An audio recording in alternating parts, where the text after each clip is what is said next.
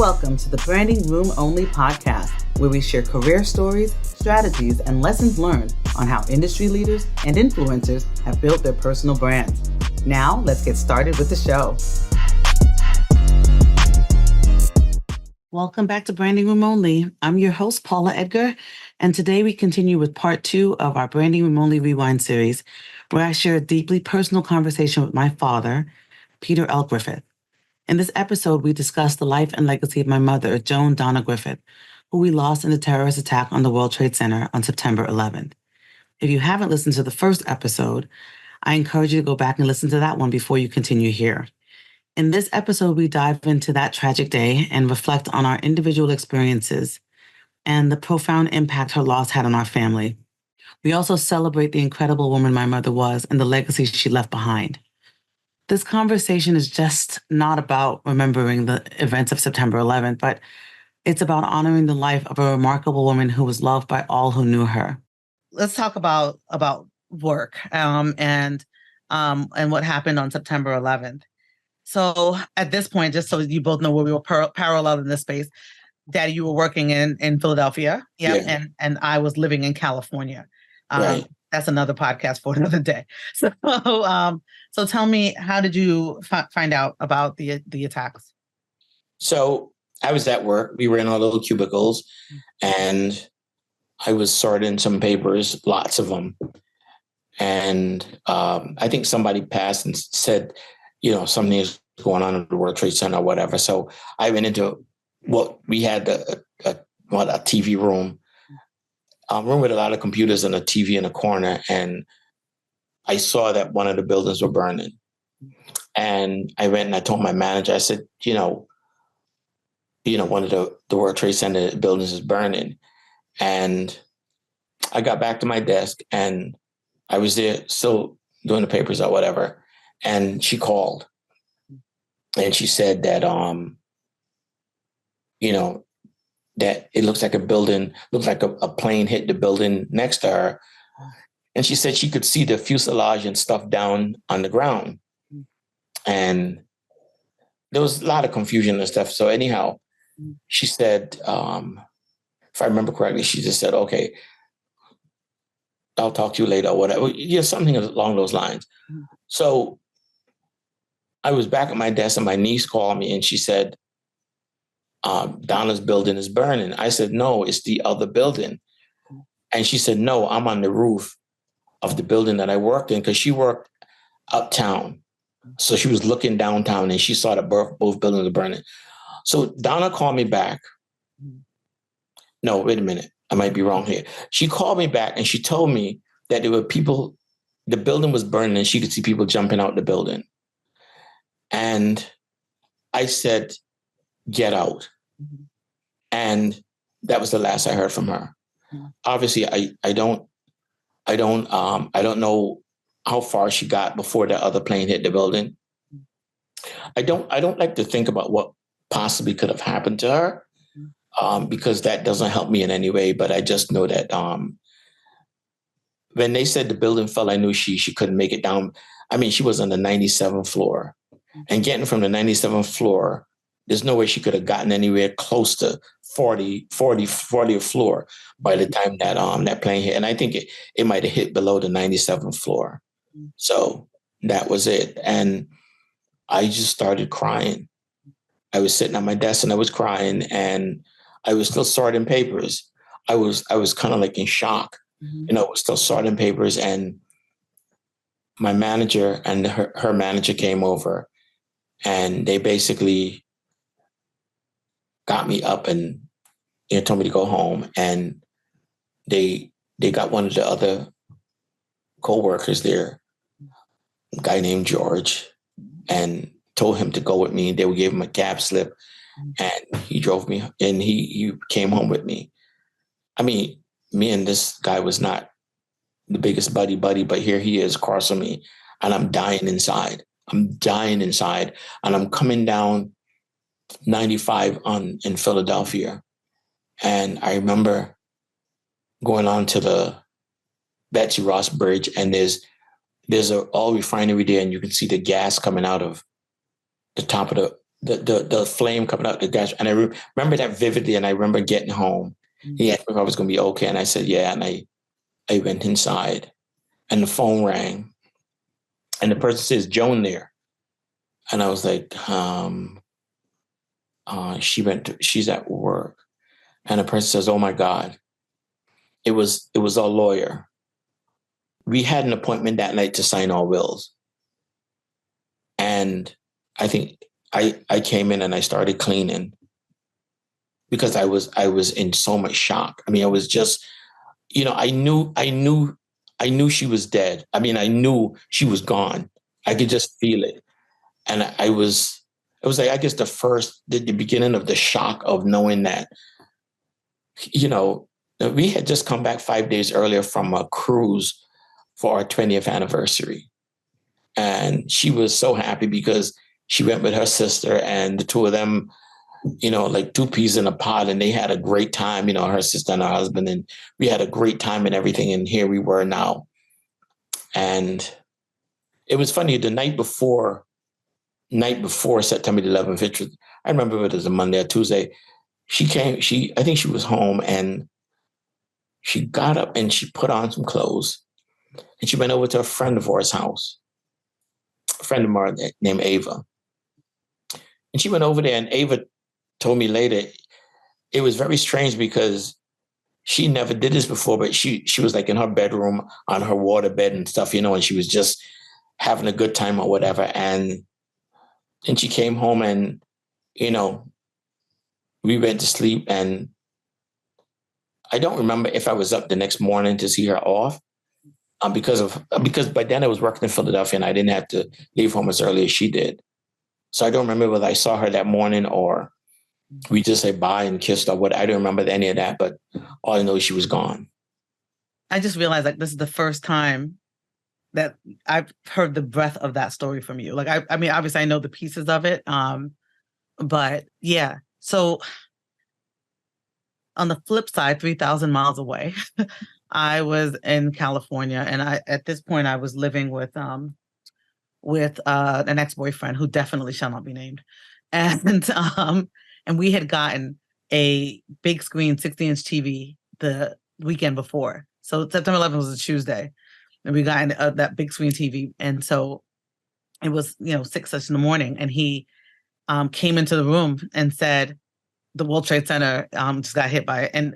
And what was wild about the footage was that it wasn't at all tempered. They were showing, you could see people jumping. Like it was just cameras on the buildings, and you could hear the broadcasters just in shock as they were reporting, and seeing these things. And then I remember calling that 800 number, that same number that had and the lines were down. You could not.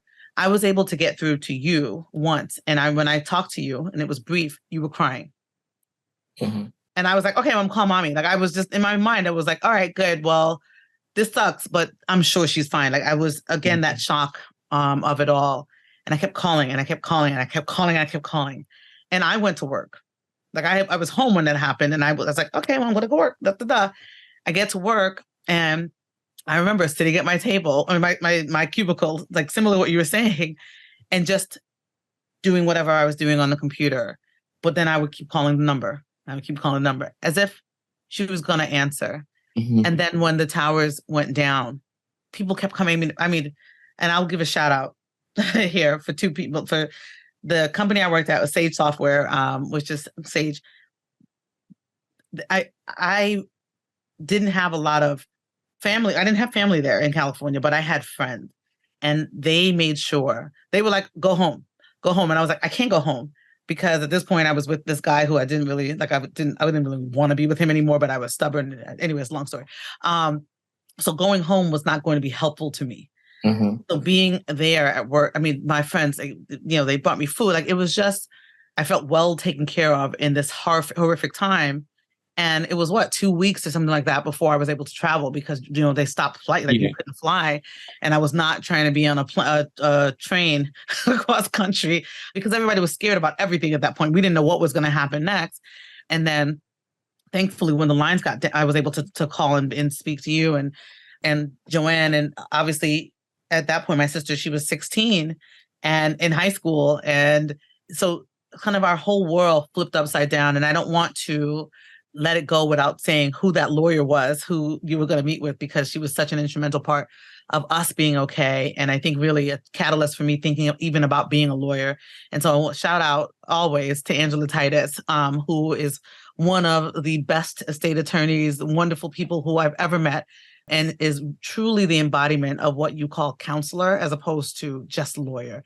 And having her to be able to have us help us navigate the whole process of not just the will, but also dealing with the compensation fund and all of that process. I don't know how we would have been able to really do it without having someone like her in that. Well, let me stop you there. Okay. I was paralyzed. Losing someone who you are tied to very tightly, because even at year 20, we were still very much in love with each other. And losing her, it was like I was dead. And I say that Peter died in the World Trade Center with her. I was just numb. I mean, I think I was numb for quite a long time.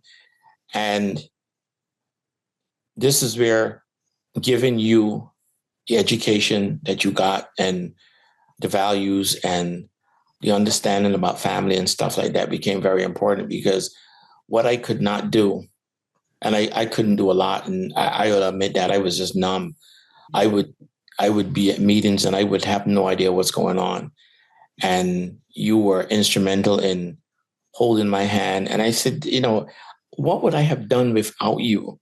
What would I have done if I didn't have a daughter who was able to come and say, okay, Daddy, this is what's going to happen. Here's what this. And the thing about it is, I realized there's a lot of stuff that I never knew happened because people kept things from me. And I was glad that they did, because I was just not capable of doing anything.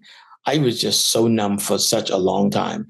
And you say I shout out to Angela, but my niece, baby. Oh, yes. Of course. I mean, of course. If not for her, I don't know what would happen to me, which is why I love her so dearly, because she made sure I was okay. She held my hand for a long time, because she had moved up here to stay with us, I think a couple of years before. And if she was not here, I don't know what would have happened. I mean, I probably would have scraped through, but not the way I did, because she was so instrumental in making sure I was okay. And you were great in handling the stuff. And I realized that you had a lot of grief just like I did, but you did something with your grief. You turned it into activism in terms of for our family. And I don't know how you dealt with a lot of the stuff externally, but I know that you threw yourself into taking care of me and making sure our family was okay. And it was a testament to, like I said, who you were and who you would become, that you were so strong when I was so weak, and I was so weak.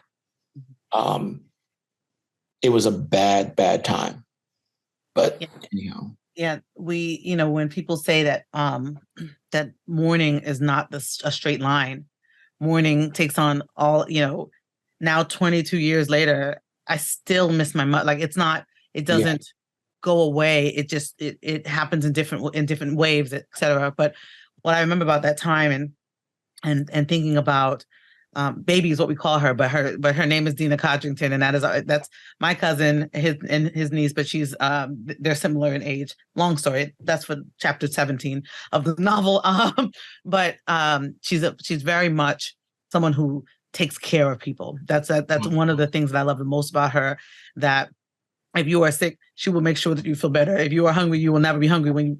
And she is such a special person, and it's why and mommy loved her, right? And they loved each other. And so when I think about that time, you were not when I think about daddy, like it's kind of almost like you're like this, like over there kind of person who I loved, but very much deified. Like it's kind of like I am the epitome of daddy's girl. Like that's, we were down from the beginning.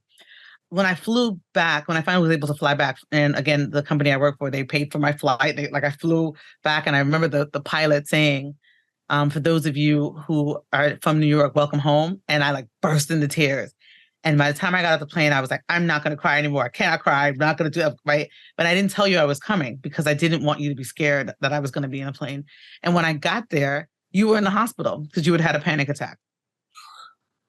And a really good friend of mine, James, who again I had met in California, he picked me up from the airport, drove me home. And when I got home, baby was like, he's in the hospital. And I came to the hospital. I remember walking into the hospital behind a curtain, and I came out of the curtain, and we just both collapsed into each other crying. And although I knew what was real at that point, it was really real then. Like, it was like, oh my gosh, she's gone. And while we understood, extended family didn't necessarily have that same realization, right? We had, my aunts that suffered from Florida, had come to New York to search for mommy. At that point, there were a lot of people who, were in hospital, like folks found people, and, there were missing signs and all that. We had our family really coalesced to support each other at that time. But I think we both had the realization that she was gone. Yes. I think, I mean, I definitely knew, but grief is an interesting thing, and you can't tell people how to grieve. And, you went different places looking, but I knew she was gone. And one of the things, as you mentioned, you had celebrated your 20th anniversary week before. And there's two things that I remember about that trip. One is that I finally had like a little bit of money because I had a job. And so I was like, I'm going to do something nice for them. Oh my God. And so that, you were on a cruise, and I had called to get balloons and a bottle of champagne and a cake. Yes. And there was a sign that says happy anniversary in the room we went there too. I still have that. Yeah. I still have that. That was, you didn't know how proud mommy was of you. I mean, oh my God. It was like, Paula, she was just, it was something she would have done. Yes. And so I remember thinking, I'm gonna do something grown, like and as much money as she was giving you, I'm sure she was surprised. She was surprised that you had enough money to do that, but she was very happy with that. Yes. So right before then, so I had come to Jersey. I'd seen you both in August of that year because I'd come from California because I was going to go to Caravana in Toronto. And I'm glad I had taken the trip because I had the opportunity to spend some time with mommy in August, and we had gone shopping. And it was one of the things that mommy and I used to do where she was like, don't tell daddy we did this. But we had gone to, oh gosh, and I'm going to forget the name of the department store, but she'd opened a card so we can get a discount. But we bought a bunch of clothes, and I had come there essentially with like 2 empty suitcases, and they were full and actually bought a suitcase. And when I went to Caravana, I had all this stuff because she had bought me this stuff. And that was not the first time she had done that. And thinking about having that chance to spend time with her, just she and I, before this all happened and before your anniversary, was something special that I remember. But one thing that was very different about that trip was that you'd gone on trips before. You'd always vacation and done stuff, but it was never something where she would say like, here's where we're staying, and here's the hotel or what the flight. She said, she wrote, and I have this paper still, she wrote down the financial planner, that Angela, the lawyer who I talked about, she wrote all that information down on a piece of paper and gave it to me. And, reflecting back to think about like, I needed that information because you were a mess. Yeah. And I was able to act on the information she'd given me, which she had never done before. And it's almost like the universe, right? Like God, like whatever deity is there, understood that had to happen in order for us to be, and I say okay with quotation marks, because we're still not okay, right? Like we're still impacted by mommy being gone, but that it would have been so much more challenging if she hadn't. It was like that last piece of love to say, here's what you need to take care of this. Because right. So let me say this to you. I don't know whether it was a holdover from the first bombing of the World Trade Center or what it was, but we talked about the fact that one of us was going to leave the other.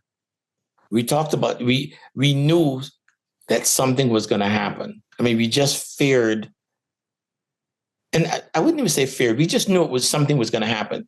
And a couple of months before that, that's when she went and got the lawyer and started working on the will. That's when we had gotten the financial advisor. It's like all these things are being put in place. Was it just something was done?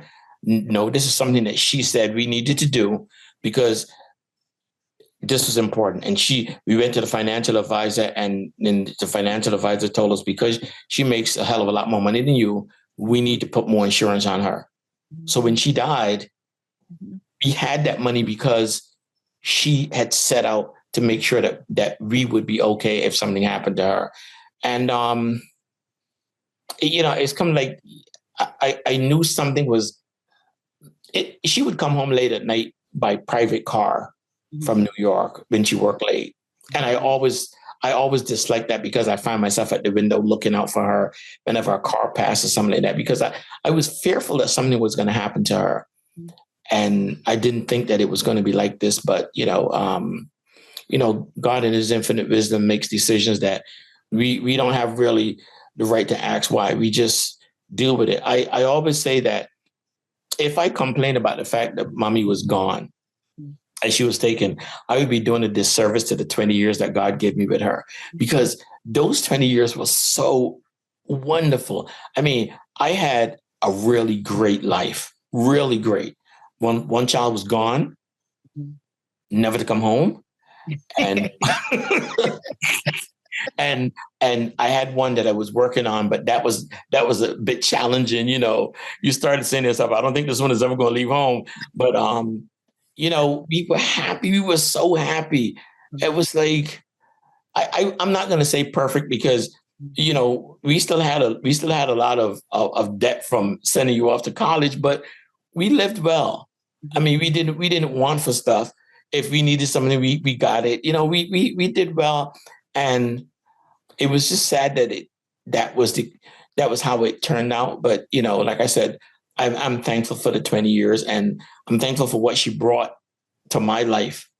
One of the things I want to say also is that part of being married, because I was an only child for most of my life. My father had kids. My mother had a child before me. Part of my life was I was alone, so I was very selfish. I mean, everything was Peter. And when I got married, things were rough the first year or two, until I made a decision that this is what I wanted. And I gave up being Peter and became part of Peter and Donna. And when that died, and I say that because that partnership died in the World Trade Center. And then I had to find myself again. And that was difficult, because you don't realize how much you give to a relationship until you don't even know what size shoe you wear. You don't know what, because you share memories and you share information. So she knew what size I was, all these things, and now I have to relearn all these things because she's not there. My rudder was not there, because she was the CEO of this house. I was the owner of the company. So she would come to me and she would say, we doing so and so. And I would say, okay, because I knew that she was better at managing stuff than I was. Yeah. So if she had an idea, we would talk about it and we would go with that. And I lost all of that. And then I had to try to build my life back.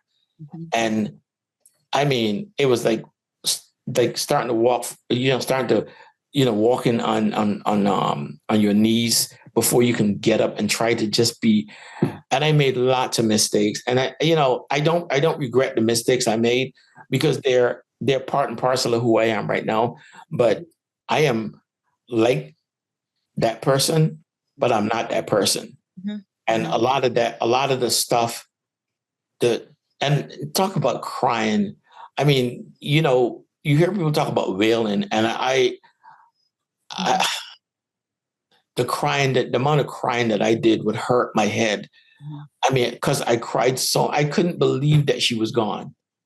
I mean, I knew she was gone, but the pain of it, you know, and then there was the memorial. Yeah.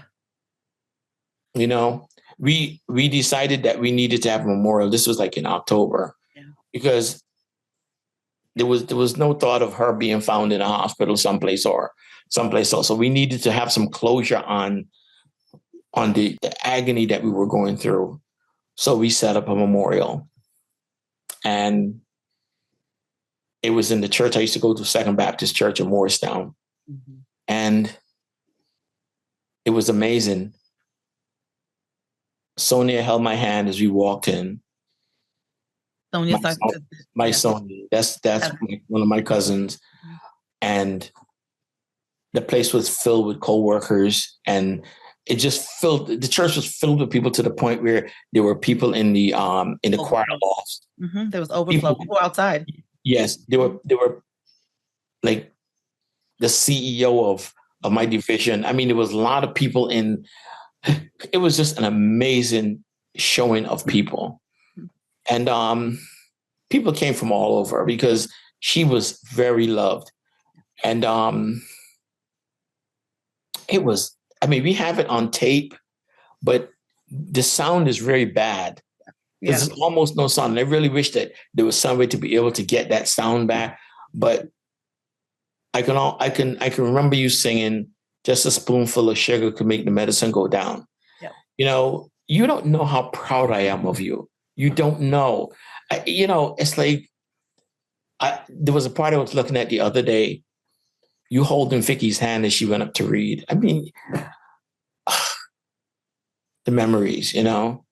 Yeah, I remember that day. I remember leading up to that day because I had to really be who she trained me to be in those times, because I had to lead. And the one thing that is hard about being a leader, and I feel like I've always been a leader, but to be a leader in a space that I wasn't prepared to lead for, or I shouldn't say that, because I was prepared for it. I didn't want to, but I knew I had to. Yes. It was us going to pick out the flowers at the florist, and you saying you had to get sunflowers. And I remember sitting there being like, I don't know what flowers she would want.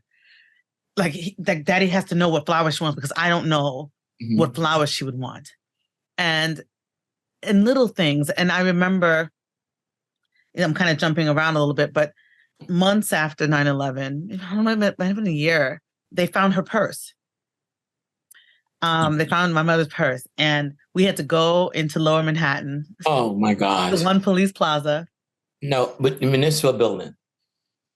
Whatever. I remember going downstairs. So yes, it was by okay, yes, I know what you're talking about. But we had to go downstairs, and it was like this, it was like we were in a movie, like this dank place. You had to go to this window and to give this number, because every victim of 9/11 had a number. Yeah. And then they gave us a purse, and it was waterlogged. Right, but wait a minute before that. Yeah. So we get there, and they don't want to give it to us because of something they had, and I'm like, oh my God, I can't do.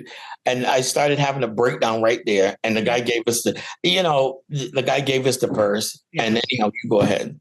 Yeah, no, I forgot about that part, but I also remembered it wasn't just your breakdown, because I remembered I was like, you don't really want us to have to come back here. Like I was like, you're not going to do that. But it was one of the times where I remember feeling like, I hate that she has been minimized to just being a number. I hate that we have to go through the bureaucracy of her being a victim, as opposed to me being like, are you kidding me? This is my mother. Give me her purse. Anyway, we get the purse, and it's waterlogged. And then we took it home and we went through it.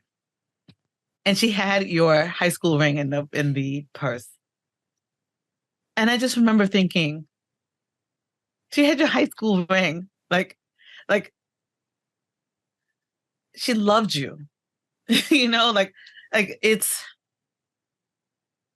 um it's one thing to know it, right? And it's another thing to have like reminders of just how much she loved us all. Yes. And, people throughout these years have asked a lot of times, like, did they find her?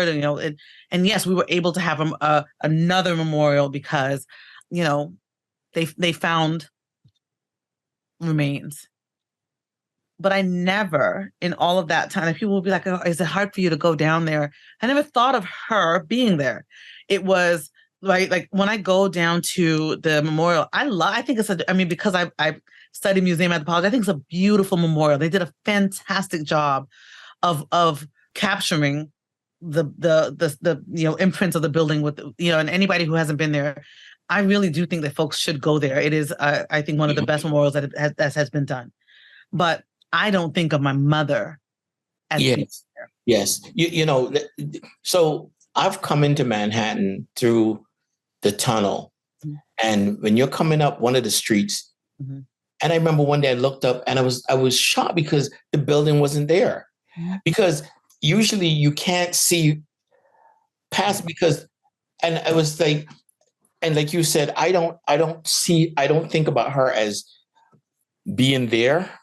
Mm-hmm. And I don't know why, but it's just like, it doesn't affect me like that because okay, it's very nice and everything, but mommy's not here. Mommy is not here. Mommy is here. Mm-hmm. And it's like I guess it's the relationship that we have with her. And it's like, mommy is always here, so she's not there. Yeah. Yeah. And yeah. It's such it was very nice to see all that, but I really don't care about that stuff. That stuff means absolutely nothing to me. So I could go down there and see her name and it's like, but it's like one day I went down there and I went with a friend of mine and she took a candle and stuff to light. It's like, what? This is not what Peter does. This is not how we are. I am looking at this place as a historical thing. I'm not looking at this as a burial ground for my wife. Mm-hmm. Yeah. So for me, it's like, okay, I can go there and walk around it and, like not a big deal. It's so funny too, because there's a place that I go to take pictures of birds. Mm-hmm. And as I'm coming back from there, I think it's Abscon or something is the name of the place. They have a piece of metal from the World Trade Center, big piece of bent metal as a memorial, and I see this and it's like, okay, okay. Yeah. It's the interesting piece about having lost a family member in the World Trade Center is that it is not as if, she was hit by a car, right? Yeah.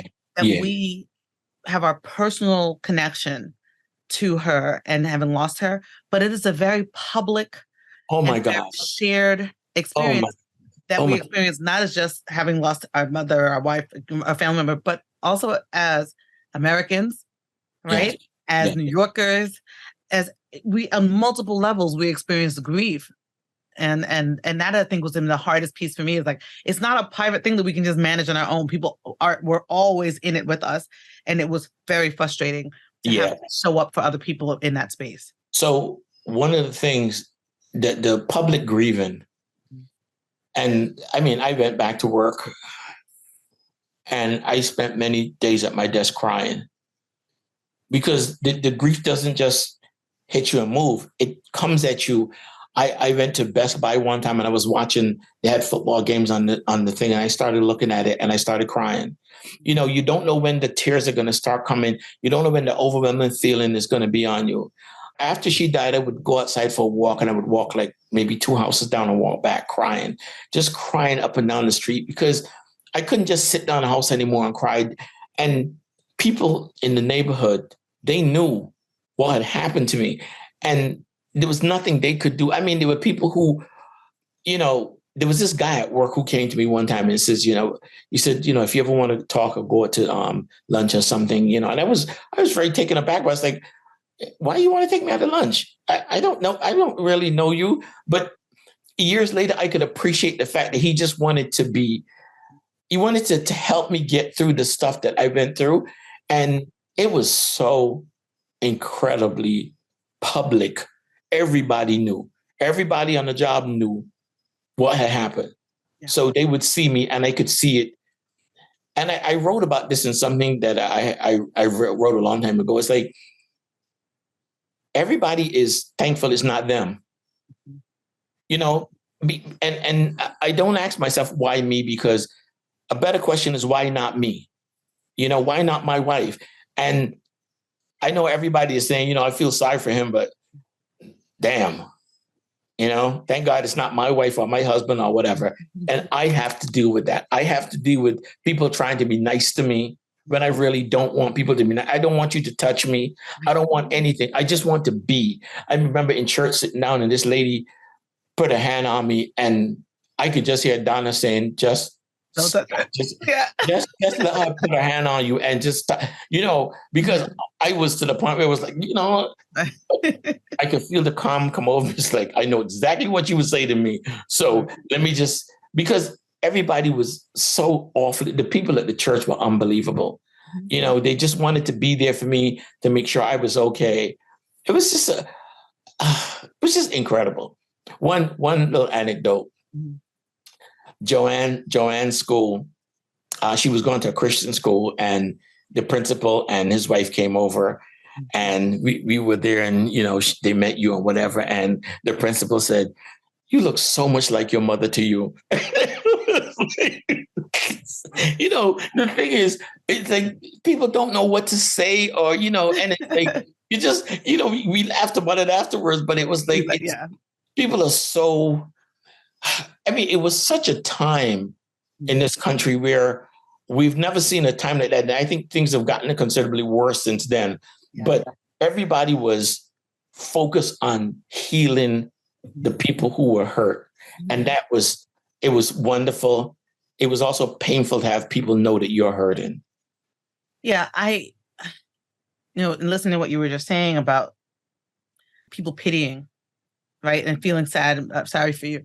I specifically pushed back against that. Like, you know, to your point about like how lucky we were to have her for that amount of time.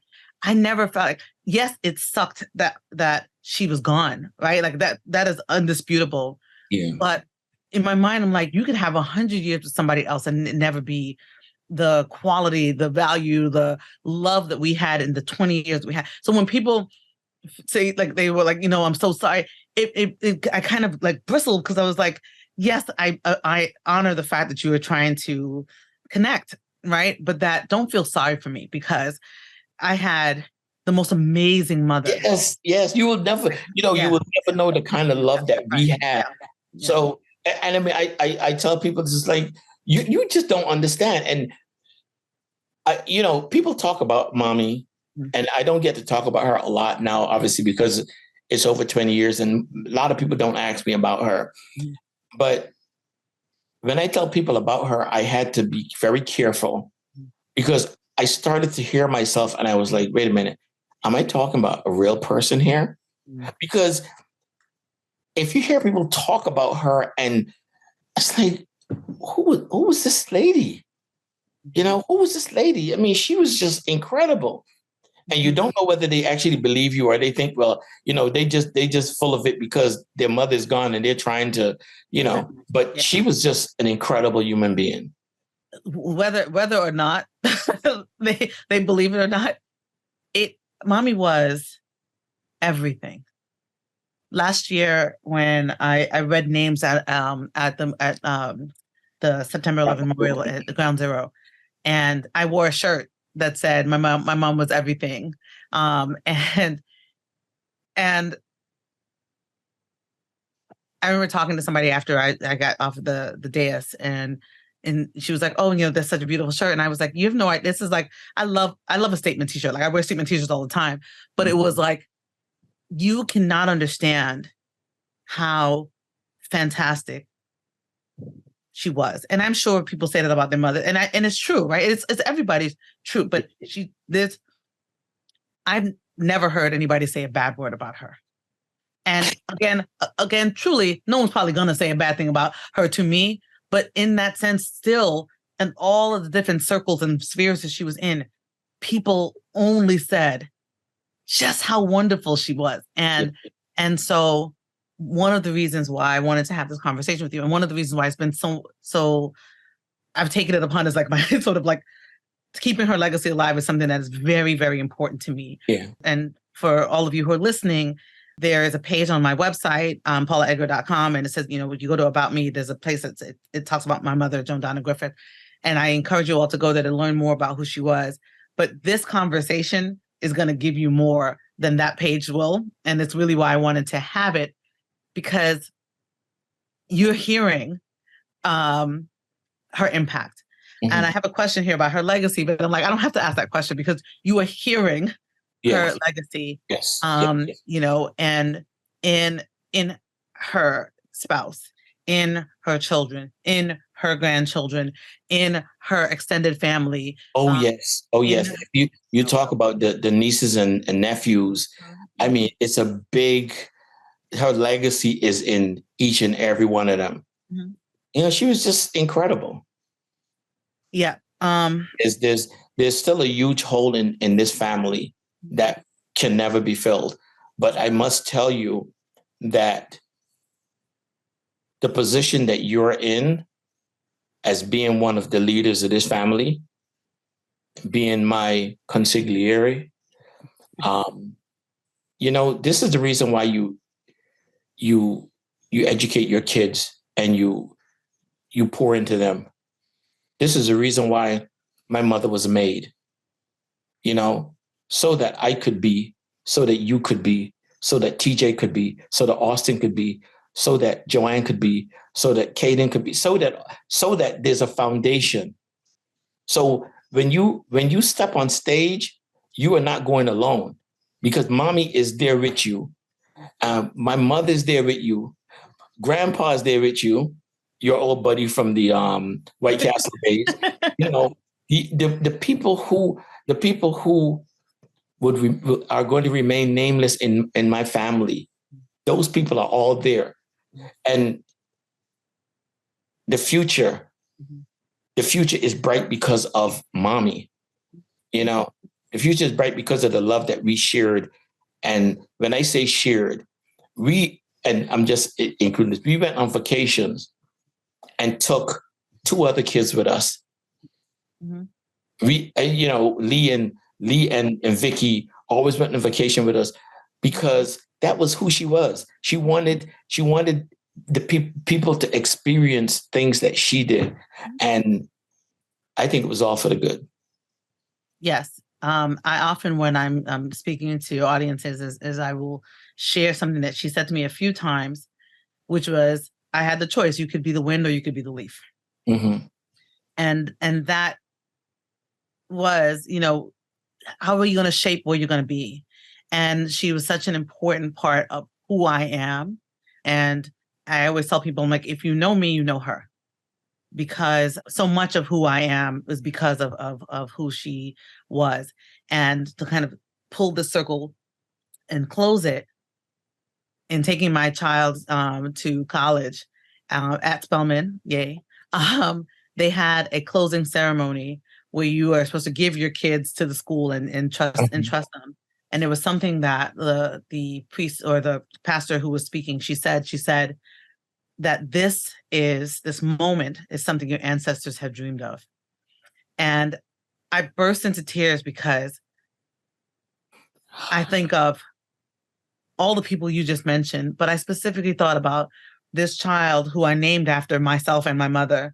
She is a culmination of who we were and what we poured into. And so you all know who my mother is because you have heard about the story and the things and how she added value. But you will continue to know who she is because we will continue to pour the values and the lessons and the fun that she made sure to prioritize into subsequent generations. Yes. And they will watch this and they will listen and they will hear and know about these things because it is important to remember that the victims in September 11th were not numbers. They were not, it was not a fraction, 1 out of 3,000. Yeah. And in particular, and I could not be me without speaking to the fact that not just that they were people, but that raising up the fact that there were Black people in those that were victims, and they were Black executives who were also killed, like my mother, and it's important to know that that they existed and who they were, and that they were not just a number. When we think about it on that day, it's not just a day off or a day of service; it's a day of remembering exactly what the world lost, but what the world had.